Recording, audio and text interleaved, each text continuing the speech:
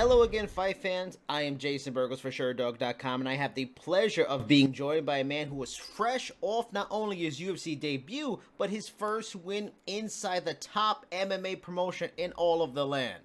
At UFC Norfolk, he racked up his 7th win in a dominant performance over Gabriel Silva, and that man is the Matrix, Kyler Phillips. Kyler, what is up? Congratulations on the win, and thanks for giving me some time to talk this big moment in your career. Yeah, Jason, I'm just super excited. I'm out here in Vegas right now. You guys can see. Yeah, lovely view. Got a nice little couch. Yeah, pretty sweet. Wow. Actually, I went to the Performance Institute Okay. today. Yeah, man. Sorry, my voice trying to sleep. We're in a hotel. But yeah, we're just over here chilling. So, no, I've been to the Performance Institute a couple times, probably like over 10 times or something. But I went there this morning, and I was sitting in the jacuzzi, and guest appearance comes in there. Trey the Truth. I don't know if you guys know who Trey the Truth is. I don't, but I'm also old, so I'm not hip. Oh, come on. You know Nipsey Hussle? Okay, yes, I know of him, yes. Oh, he was featured in a song with Okay. him too. Right. But he actually came in and got me this gift. This Wow. bump box. Yes. So like, hey, somebody want to turn this on, bro? Like, you want to turn this on? Clay. Yeah. Hey, Clay. Yeah. You put this on. You want to show these people the bump box what it's about. Oh, all So right. yeah, this bump box, man. I got the special edition. You got like, Nice. think bumps, man. Wow. You want to turn? Was he just giving it to everybody, or he wanted to give it specifically to you? He it's like his thing, like his company, whatever, I think. But no, he was, or I just called out his name. I was like, and then we got a pick, and then he gave me that. He's like, I got you a gift. So that guy's super cool, man. Super. Yeah, it was, that was awesome, dude. All right, so I mean, I'll jump right into the conversation in terms of the fight. I mean, I will always enjoy talking to fighters that are making their debut and learning their first UFC experience, because it's such a pivotal moment in their life. For some, it goes well, and for others, it doesn't. For you, it did, and we will get to that moment specifically in a bit. But fight week, what was the experience like? The media day, the weigh-ins, the cutting weight now for a UFC fight. Was it exciting? Was it nerve-wracking in any way? Maybe even, surreal on a level that you finally got to this point you've been working so hard for. What was like that first fight week experience like as a UFC fighter? Well, when I first got there, man, I was just really nervous, and I stepped in the building, and they had what was that? Yeah, it's kind of scary, I'm just kidding. No, it was tight, dude. Honestly, you go there, dude. Those guys are all sick, man. I know some of the dudes from the Ultimate Fighter I was on. I seen like Rambo, some of the guys in the behind the scenes.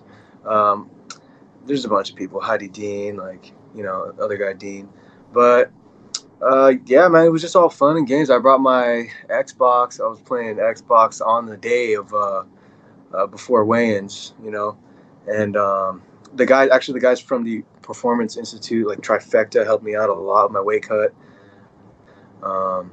So Clint Waterberg from over there, and Heather, she was helping me out with physical therapy and stuff. So they know what they're doing, man. Those people, if you're a good person, you're just like honest with yourself, like they're gonna help you out a lot, And I just felt like I was at home, especially when I walked in the cage and I got my song on and I was swagging. And like I yelled like a lion, you know what I mean? And I went out there and I stepped in the cage. Like that's when I knew, like, it's not like I wasn't trying to look around or anything, but I felt it for sure.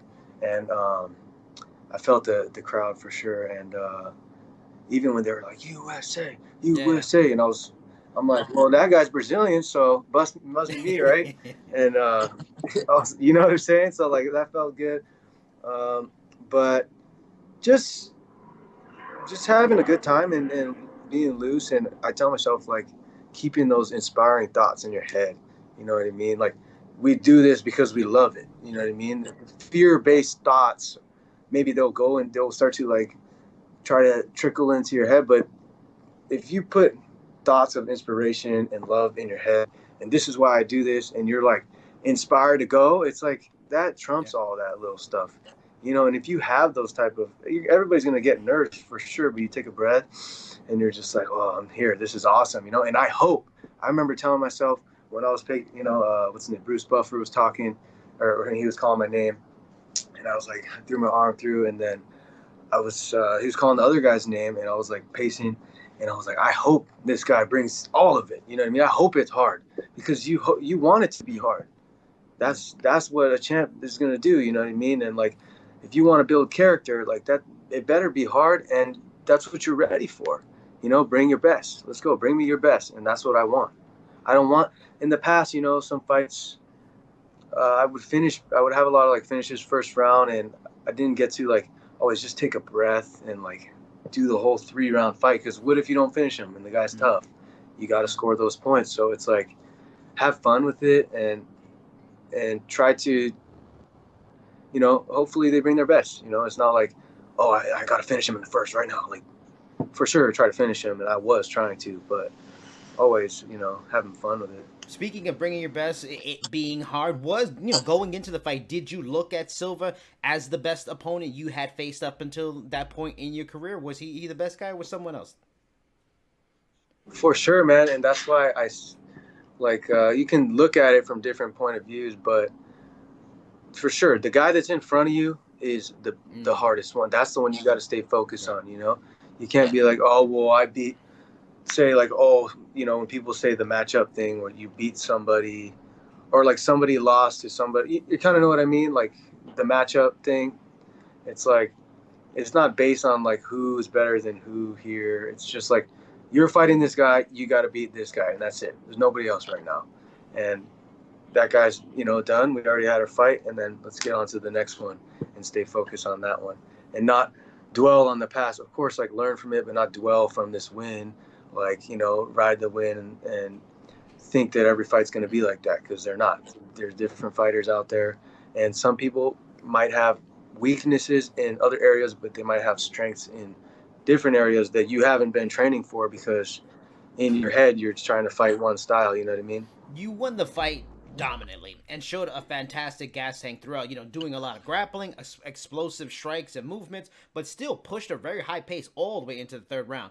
Is great cardio something you've always had coming up as an athlete, or do you credit the work you do with your gym in training for a fight that really helps take your cardio and your energy level so high into a fight? It's a little bit of both. I just spend a lot of time getting to know my body and my movements, and really just, you do something so much, not only does it become second nature, but it's like you're breathing. And that's when I was in there, like in that third round, I just felt like I was just swimming. You know what I mean? When I was on top of the guy, passing, even when you miss something or you try to go something, they defend. Of course they're going to defend. It's a UFC fighter at the highest level. They better be good, and so I expect that. I expect him to defend this one and defend the next, but just keep going forward without being so stressed out and trying to like go crazy where you gas yourself out. You know what I mean? But also having that urgency when you need to.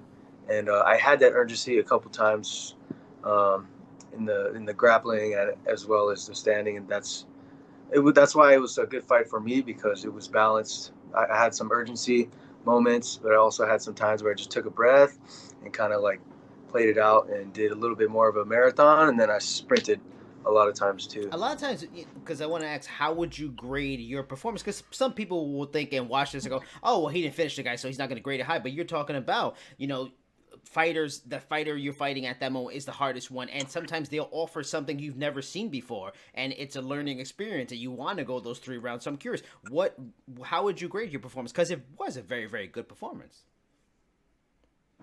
Yeah, it was a pretty good performance, and some people, their scale is a little bit lower, but for me, I'm a perfectionist, and of course, even right after the fight, I raised my hands and I knew and stuff like that. I was having fun, but I wasn't like super impressed with myself. Like I wasn't like, damn, I just went in. Like I went in, I was like, yeah, I just went in. But it was more like, okay, good job. Like we can get better. There's some things that I know that for sure I can get better at. And it's like, it's just inspiring to me to see me have a type of performance like that and to see the fight and then realize like, damn, I know I could do better always. And it's like that's the mindset that that's continuing to grow in me. And still, you know, after this fight, I'm still watering more plants and keeping my garden clean because you know there's a lot of bugs that are gonna try to come in the garden. You gotta weed them out, you know, and take those weeds of worry and doubt and anxiety and replace them with good roots, and that's gonna grow. You know what I mean? You earned the fight of the night bonus. How huge is it for you to get that extra 50K? Do you have plans to splurge a bit with that money? Is this Las Vegas trip a bit of a splurging on that money? You know, do you pay it? You don't want to pay off some debts? You know, is it going to go straight into the bank or investments? That you know, because you wanted to get that 50,000. Everybody does, but you don't plan on it. You can't plan it now that you have that extra money. Yeah. Let me see. I got to take a call real quick. Let's see. Hello? Yeah. Okay. Uh-huh. I'm just kidding. No, I've had these for a while actually. I got these after the Ultimate Fighter. I went I actually splurged after the Ultimate Fighter and then Contender a little bit when I was younger, and I got some Gucci stuff, you know, Louis Vuitton, and I haven't bought any of that stuff like now because I've done that in the past. I've learned that lesson a little bit. Of course, you're gonna go and splurge, but I'm not here to spend all my money. I need to save my money. I got a car, got a Prius, 2018 Prius. I think it's 60 miles a gallon, so I can drive everywhere. And then I got a place to stay, so I'm good for now, you know. Are you still surprised that you made it to the UFC so fast? You know, we see heavyweights make it to the UFC in the same amount of fights, but it's often because the talent pool is far thinner at heavyweight. When it comes to the lower weights, the competition is so strong. Fighters have to have like almost seems like double-digit fights to make it into the UFC. You did it in 7 fights before this one. In addition, you were on the Ultimate Fighter, on the Contender Series, and almost fought Ray Borg last year. You know, so clearly the UFC likes them some Kyler Phillips. If you could pinpoint it, what do you think makes you stand out from other bantamweight prospects that the UFC seems to clearly appreciate? That's where I think mine's not connected. It's not Bluetooth at all. My we'll see.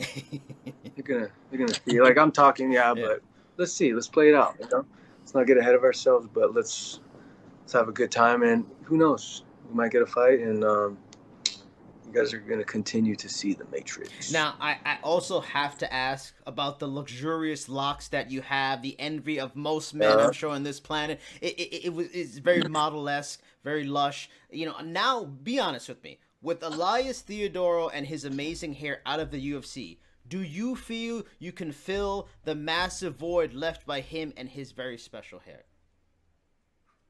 Well, not just the hair, but the addition that I add to it. You know what I mean? You guys will see me. I didn't do a flip after my fight. I always do like a flip. I can do like corkscrews. I've been working on my flares lately. I used to breakdance when I was in middle school. But if you see if you see a sick flip plus the luxurious locks, you know what I mean? It's like, what more can you ask for? You know? So like, you guys will see. You guys will get a sneak peek, and hopefully I finish the next guy, and then I'll do the sick flip. Now, I always like to ask fighters about their nicknames because I've been told fighters don't always give themselves their nicknames. They usually get it from people and in different scenarios. I was talking to Herbert Burns. He got it from One Championship's marketing team because they felt that he needed a nickname. The Matrix. That's a good nickname. I like that nickname. How did you become the Matrix? Well, when I was a kid, I dodged a bullet. No, I'm just kidding. My dad actually gave me that nickname when I was like 12, 13 years old. I used to be the Storm when I was a little kid. That's how you call me, because I'd come on him like a storm and try to like get all super pissed off. But then that was just when I was little. But he gave me the Matrix nickname because like he would see that in my jiu-jitsu and in the way that I would perform, you know, in piano, just whatever I do, I was always trying to play like a game of chess, you know, and be a step ahead and kind of not just a bull, because obviously you guys can tell I'm not like a freak of nature. It's huge. I'm not like Mr. Muscle, big arm punch. So I gotta like win in different ways, and that's my special attacks, I guess, is the way I fight, is just being on the fly and kind of floating around, but also the whole dimensional thing, I guess. I don't like to get too much into like that weird like stuff, but it's like, yeah, you're more dimensional, yeah, dimensions to the game, and like people who are more two dimensional have like a two dimensional mindset of their striking and ground game. I feel like, or I don't just feel like it, but you guys obviously watched my fight, and you can see that there's multiple dimensions going on effortlessly, and that's why I'm able to capitalize a lot and surprise my opponents, because it's like a question mark. It's like fighting 10 different guys. Like, you don't know what's gonna hit you next. I'd rather have some dude who can just like crack super hard, and I know he's gonna throw that, and it's predictable. It's kind of like the shot that knocks you out is the one you don't see. Yep. The car that hits you is the one you don't see when you're not paying attention. And so like, it's just like, it's just like, I like to play it like a game like that. And the whole Matrix facade thing is pretty cool.